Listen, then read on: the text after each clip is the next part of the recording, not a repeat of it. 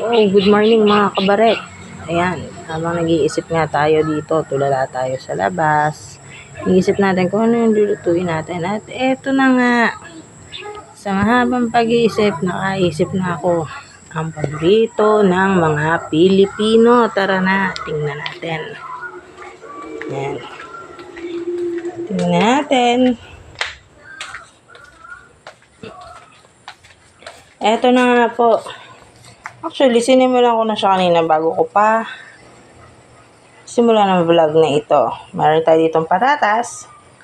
Meron din tayo ditong asin, paminta, at bawang at laurel. Ayan, dahil may laurel, alam nyo na kung ano ang lulutuin ko.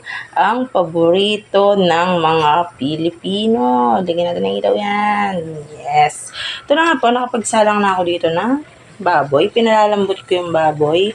May timpla na po siya, pero mamaya pa natin lulutuin ng bonggang-bongga. Tingnan natin.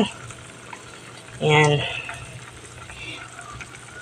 May timpla na yan para malasa-malasa nanunuto sa baboy yung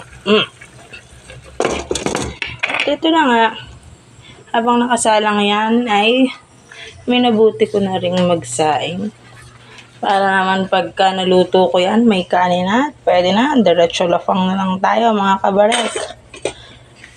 Okay, linggo ngayon. Siyempre, habang inaantay natin yan, ipagagawa natin ang aking anak na hindi kumakain ng kanin. Hindi siya kumakain diet. Ayan, magagawa tayo ng salad para sa kanya kasi siya ay ulam at kanin lamang. So, ayan. Tara, simulan na natin.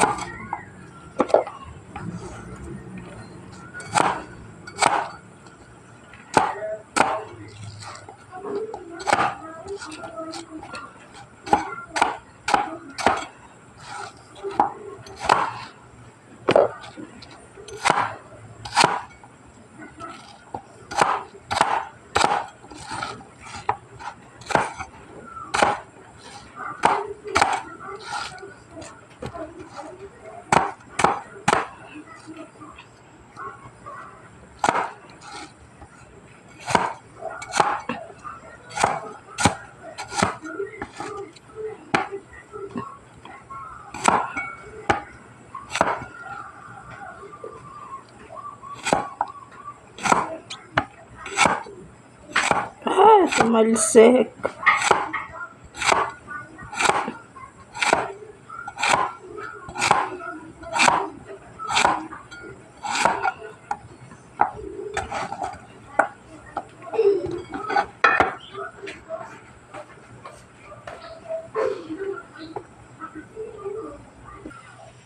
Yan, nagayit na natin. Mamaya natin siya ayusin.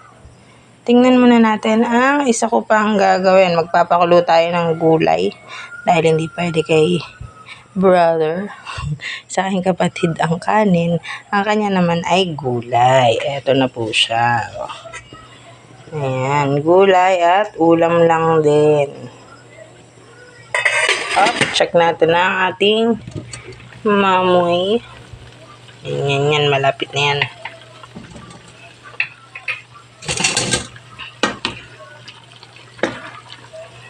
Luin natin ng konti. Hindi na natin siya paigahin kasi magtitira tayo ng kaunting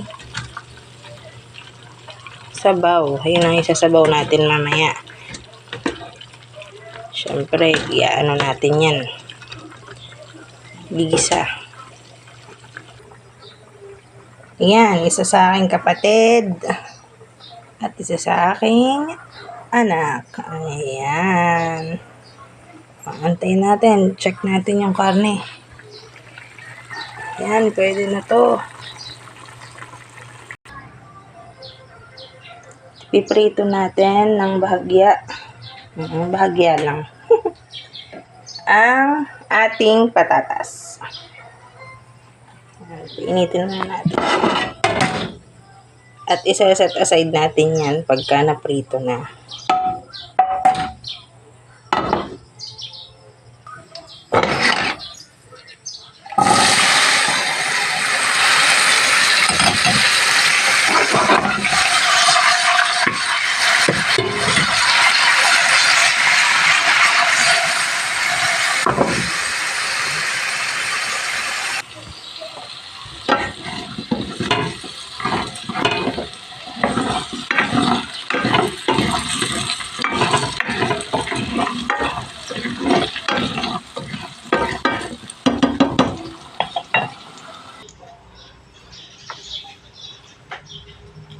Ayan, magigisa na tayo ng bawang.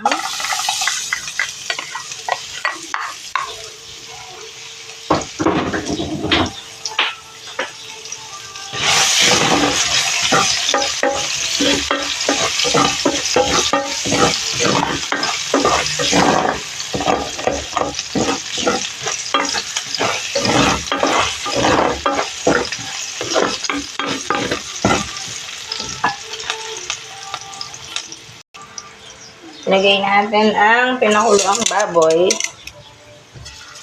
Ayan.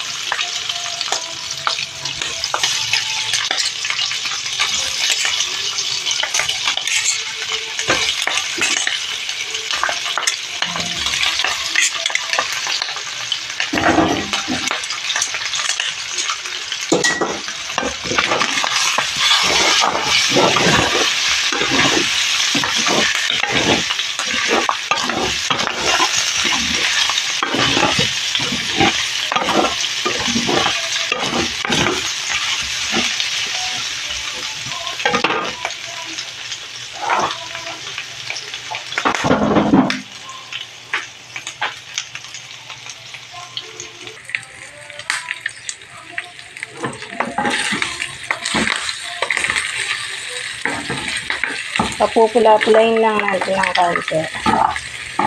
Lalagyan natin ng toyo, saka yung sabaw natin na isinet aside.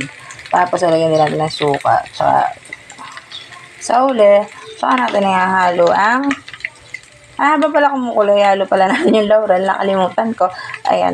Tapos sa huli, habang pag nakakulo na siya, yung luto na siya, sihalo natin yung ating piniritong ng half lang patatas.